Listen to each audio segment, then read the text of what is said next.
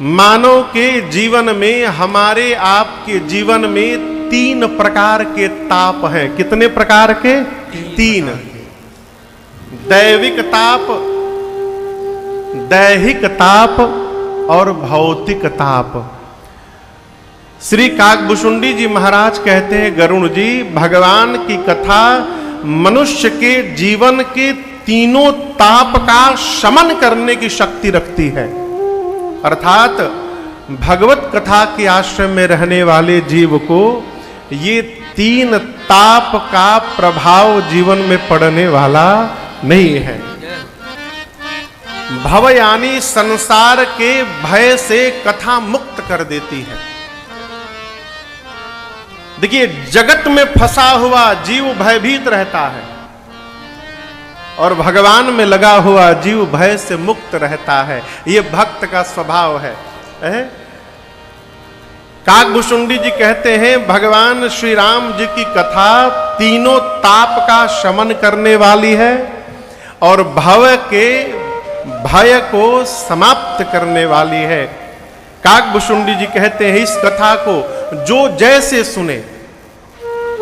कई लोग कहते हैं, महाराज कथा में ना एकदम शुद्ध मन से होके जाना चाहिए। सही बात है, शुद्ध मन से जाना चाहिए, लेकिन गोस्वामी जी कहते हैं केवल निष्काम भाव से नहीं, जो सकाम भाव से भी कथा में आए, कथा उसका कल्याण करती है।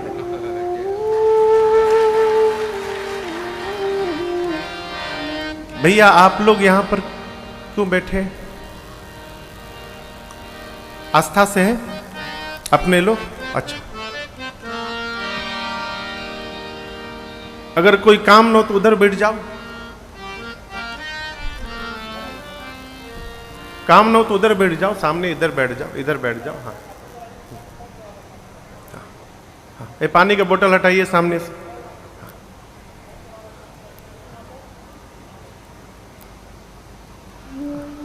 हम जैसे तैसे नहीं गा सकते ना, आगे डिस्टरबेंस होगा तो उलझन होती है हमको।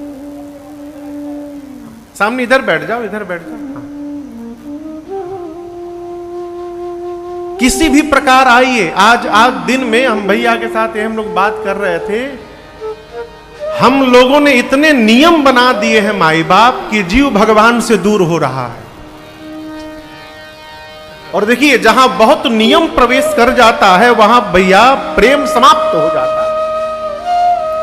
इसलिए प्रेम बना रहे, प्रेम उत्तरोत्तर वृद्धि करता रहे, इसलिए जीवन को सहज रखिए, व्यवहार को सहज रखिए, अपनों में सहजता के साथ उपस्थित रहिए।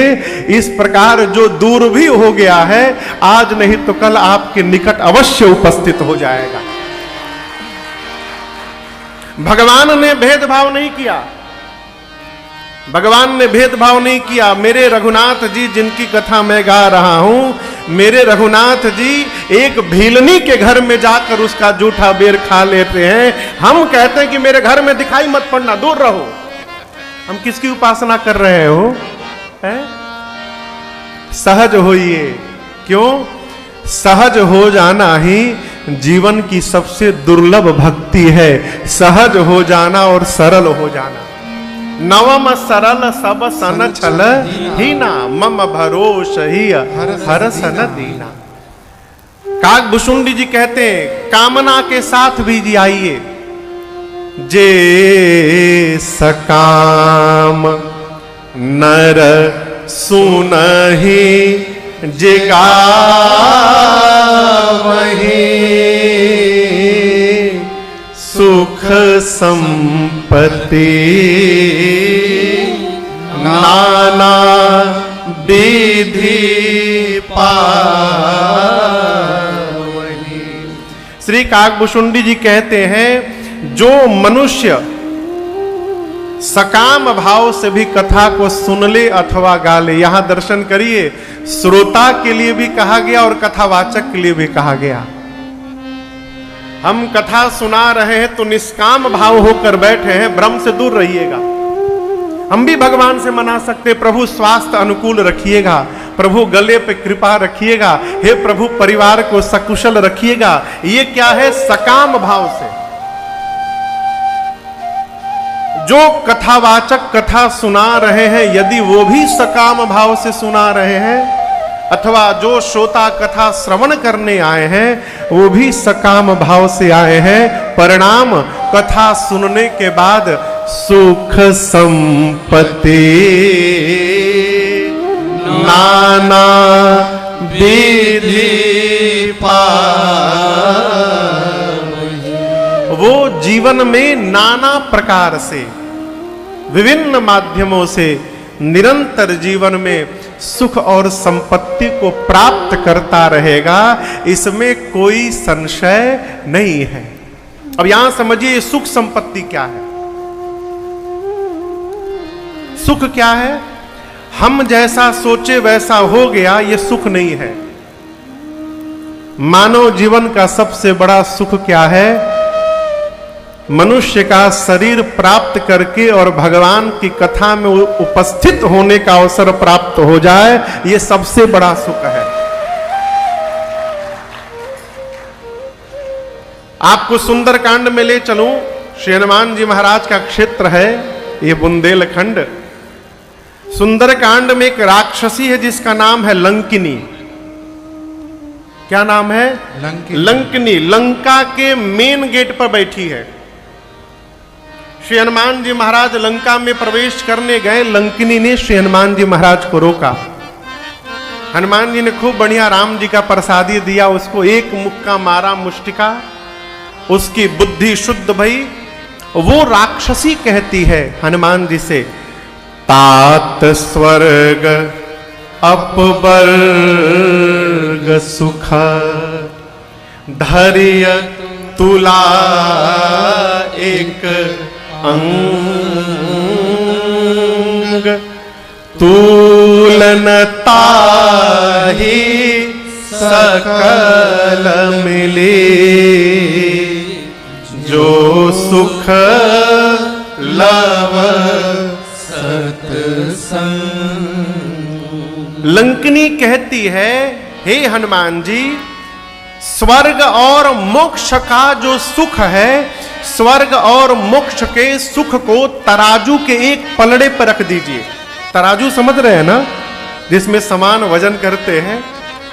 एक पलड़े पर स्वर्ग और मोक्ष का सुख रखिए और दूसरे पलड़े पर लव मात्र जीवन में सत्संग प्राप्त हो जाए, उसका सुख रखिए। स्वर्ग और मोक्ष का सुख मिलकर लव मात्र समय के सत्संग के सुख की बराबरी करने वाले नहीं है। ये सत्संग के सुख की महिमा है। यहां गोस्वामी जी कहते हैं कि सुख संपत्ति नाना विधि पावहि, अर्थात उसे बिना प्रयास किए जीवन में निरंतर सत्संग करने का अवसर प्राप्त होता रहेगा। ये जीवन का सबसे बड़ा सुख है। एक अवसर तो ये आए कि हम घर से बाहर जाकर सत्संग सुने, जैसे आप लोग आए हैं, और एक अवसर उनके लिए भी है जो घर में टीवी पर बैठ के कथा सुन रहे हैं। आप तो यहां चल के कथा सत्संग का लाभ ले रहे हैं, कुछ लोग घर में बैठे बैठे सत्संग का लाभ ले रहे हैं। यही है नाना विधि सुख पावहि। भगवान की कथा सुनने और गाने मात्र से जीवन में सदैव सुख वर्धन होता है। इसलिए सत्संग करने का स्वभाव बना रहे। हमारे भारत में श्रीधाम हरिद्वार में एक गीता कुटीर है।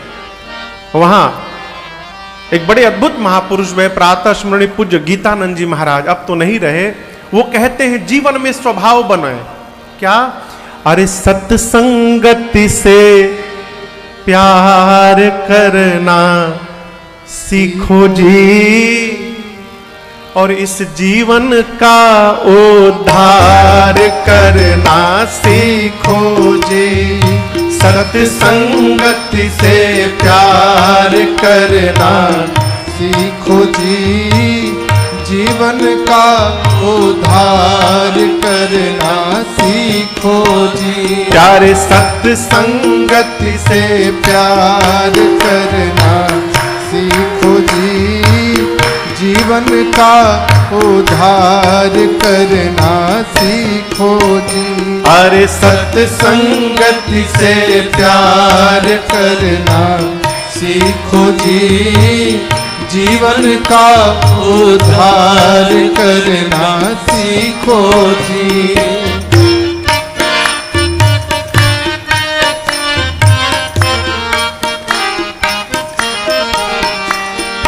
तन धन धाम संग नहीं जावे, सुत दारा कोई काम न आवे।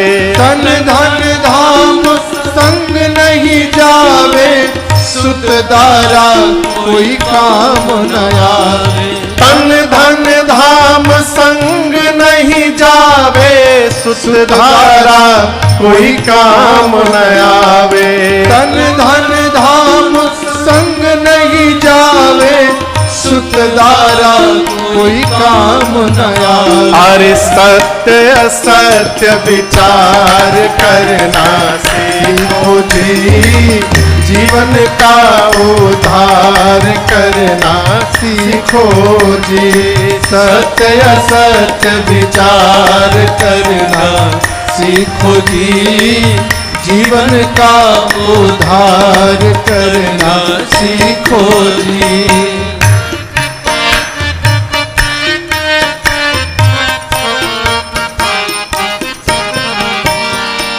यह जग मोहनीद का सपना, नहीं कोई गैर नहीं कोई अपना। यह जग मोहनीद का सपना, नहीं कोई गैर नहीं कोई अपना।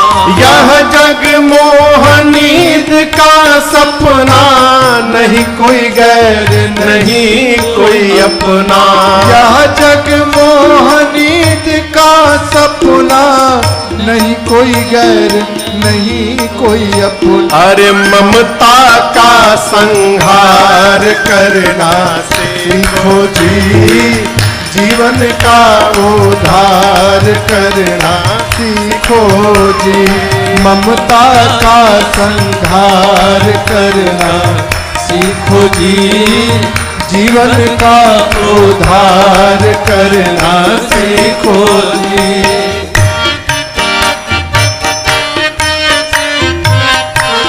भिक्षु जी कहते हैं, भिक्षु कहे सुनो मन मेरो, नर्तन भव बारिध कहाँ बेरो। भिक्षु कहे सुनो मन मेरो, नर्तन भव बारिध कहाँ बेरो। एक शब्द है भव सागर, बारिध यानी सागर। इस संसार को सागर बताया गया है, भव सागर को पार करना है।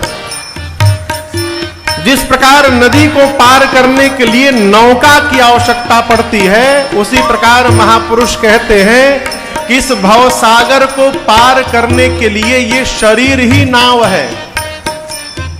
इस नाव को प्राप्त करके हम और आप सत्कर्म करके पतवार बना सकते हैं। और जिस मनुष्य के पास सत्कर्म रूपी पतवार हो, उसको पार होने से कोई रोकने वाला नहीं है। भिक्षु कहे सुनो मन मेरो, नर्तन भव बारिध कहाँ बेरो। भिक्षु कहे सुनो मन मेरो, नर्तन भव बारिध। इसे प्राप्त करके भव से बेड़ा पार करना सीखो जी, जीवन का उद्धार करना सीखो जी। भव से बेड़ा पार करना सीखो जी, जीवन का उद्धार करना